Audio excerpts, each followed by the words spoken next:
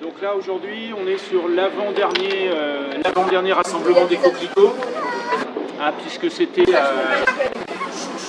voilà, on était parti, ce qu'avait lancé Fabrice Nicolino et le mouvement des coquelicots au niveau national, c'était se réunir pendant 2 ans, une fois par mois, devant les mairies.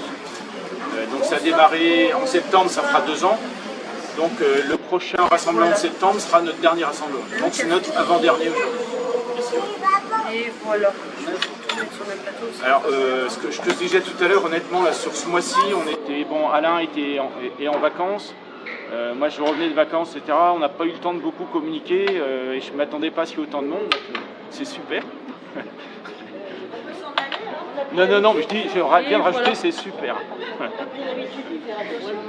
Mais voilà, on n'a pas eu le temps de faire d'affiches, etc. Bon, mais voilà, c'était le mois d'août. Donc je pensais qu'on travaillerait plutôt sur notre dernier rassemblement. Prochain et dernier rassemblement. Alors ceci dit, il y a pas mal de choses. Alors je ne sais pas si vous lisez un petit peu la presse, c'est toujours intéressant. Et notre monde à nous, c'est Ouest France. Hein. Et comme voilà, je le reçois tous les matins, je m'amuse à découper les articles qui concernent les pesticides en général. Et autant vous dire que les choses vont pas bien pour les pesticides, puisque plus ça va, contrairement à ce qui peut être dit, etc., claironné partout, plus les pesticides sont répandus. Le dernier en date, j'ai oublié de le découper, c'est de ce matin, je ne sais pas si vous l'avez vu. C'est suite à la pression des producteurs de betteraves, ils ont décidé de réintroduire un pesticide interdit et dangereux. Dixit le gouvernement. Hein. Voilà. Donc on remet en service un pesticide dangereux et interdit. Voilà. C'est absolument dingue. Alors, j'ai vu que Fabrice Nicolino, voilà. Les grands esprits se rencontrent, c'est-à-dire que celui de Fabrice Nicolino est bien,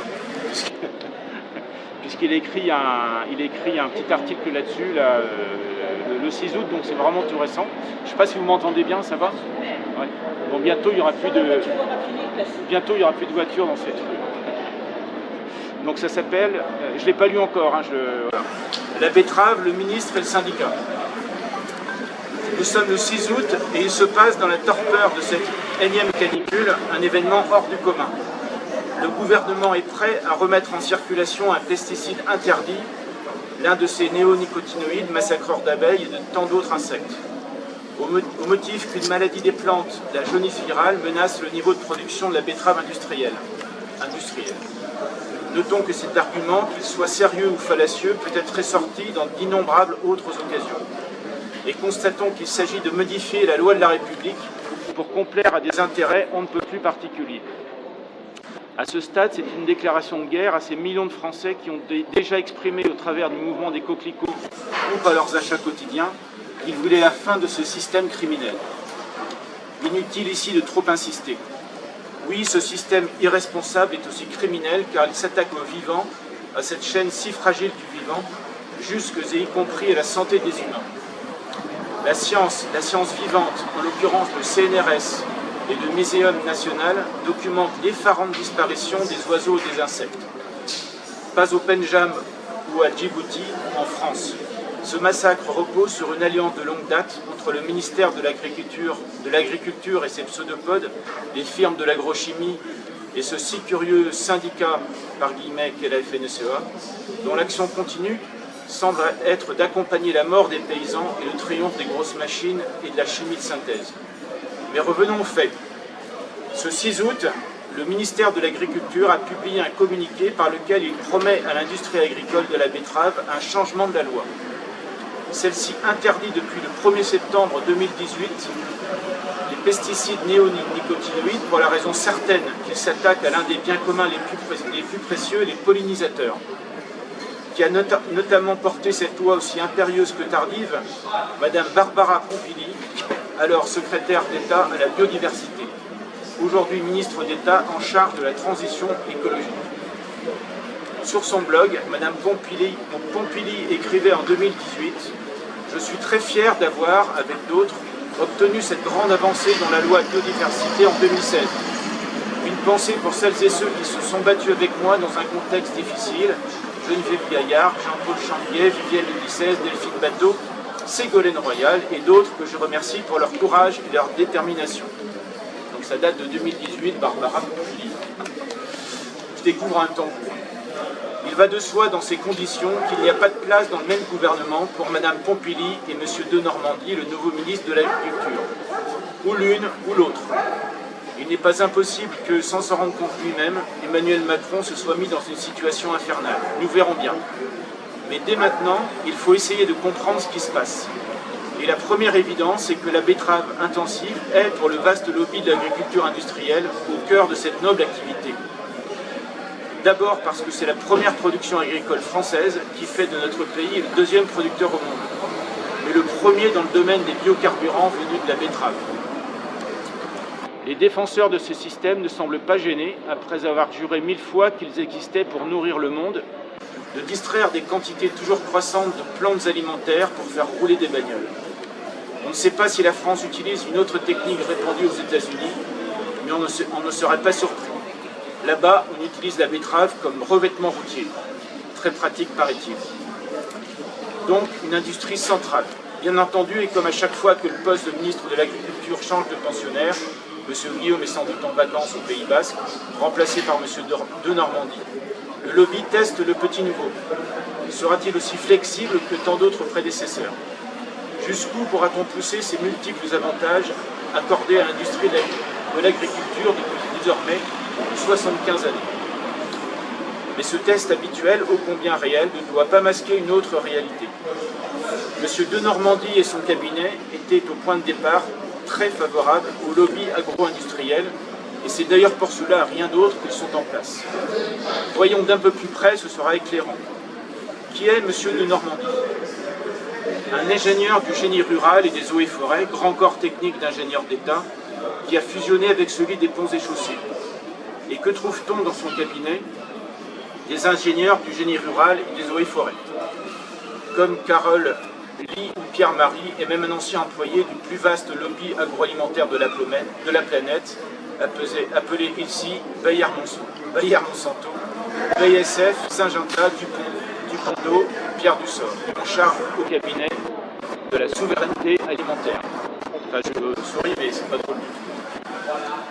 Ces gens-là ne possèdent qu'une vision, quelles que soient leurs éventuelles qualités personnelles. Le corps du génie rural et des eaux et forêts creuse depuis des décennies tous les postes de responsabilité publique dans le domaine de l'agriculture. Et il est le grand responsable technique de l'industrialisation des campagnes et de la mort des paysans. Tout a été entrepris sous son contrôle et souvent à son initiative. Le drainage des zones humides, le remembrement et donc la disparition des bocages et des talus boisés, le recalibrage des rues et ruisseaux, l'usage massif des gros engins et de la chimie de synthèse. Il serait vain de demander à de telles personnes de miser sur le champ de l'alouette et le bonheur de l'agroécologie. Une anecdote pour finir. Nous sommes en 1970 et Jean-Claude Lefebvre, il deviendra l'un de nos plus grands écologues, emmène ses étudiants dans le haut bassin de la Vilaine. Il constate la présence dans l'eau de 10 mg de nitrate par litre d'eau. C'est tout nouveau et cela intervient après une opération de remembrement.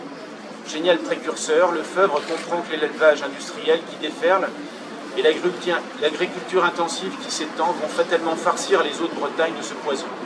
Il alerte. En 1970. Et le directeur régional de l'agriculture, ingénieur du génie rural comme de M. Denormandie, lui rétorque. Monsieur, vous ne devriez pas affoler les populations avec des problèmes qui n'en sont pas.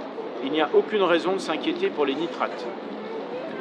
En 1976, la situation est déjà dégradée et Lefebvre récidive devant les 4 directeurs départementaux de l'agriculture de Bretagne, tous ingénieurs du génie rural comme M. Denormandie. Le directeur régional de l'agriculture qui les commande, un autre que celui de 1970, mais tout autant ingénieur du génie rural, lui lance cette fois « Monsieur Lefebvre, s'il y a un problème, nos ingénieurs sont là pour s'en occuper. » Ce projet de modification de la loi française en faveur des betteraviers est une pure et simple infamie. Le 6 août 2020, pour le mouvement des coquelicots, Fabrice Nicoline. Voilà. Donc on est en plein dedans. Alors c'est pas pour vous mettre le moral à zéro, mais voilà, on est en plein dedans, la Bretagne est plein dedans, on est vraiment au cœur de tout ça.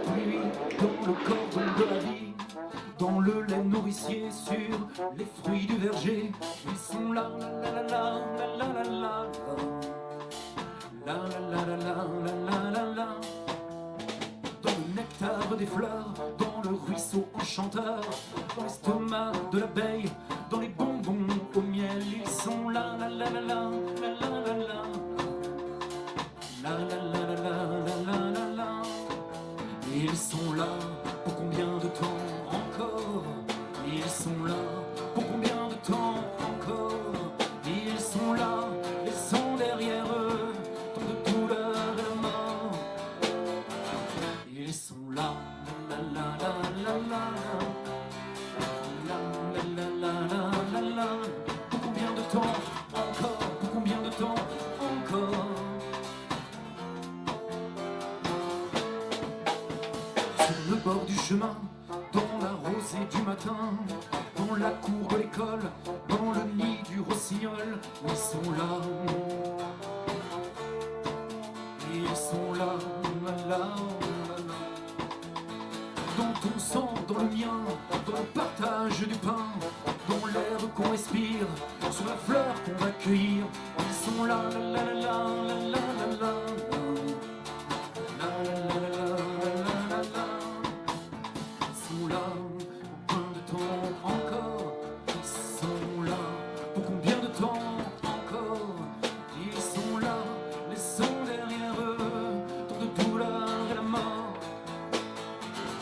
Ils sont là, la la la la la.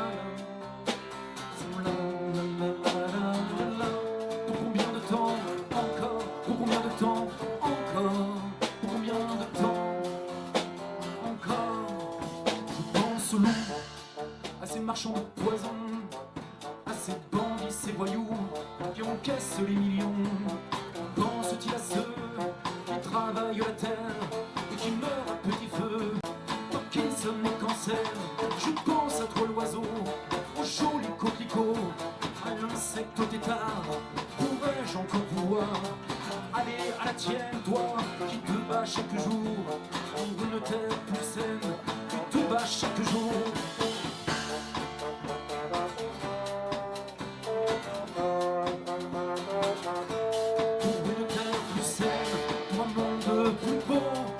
Allez à la tienne, toi qui te bats chaque jour pour une terre plus saine, pour un monde plus beau. Allez à la tienne, donnez-nous des coquelicots, donnez-nous des coquelicots.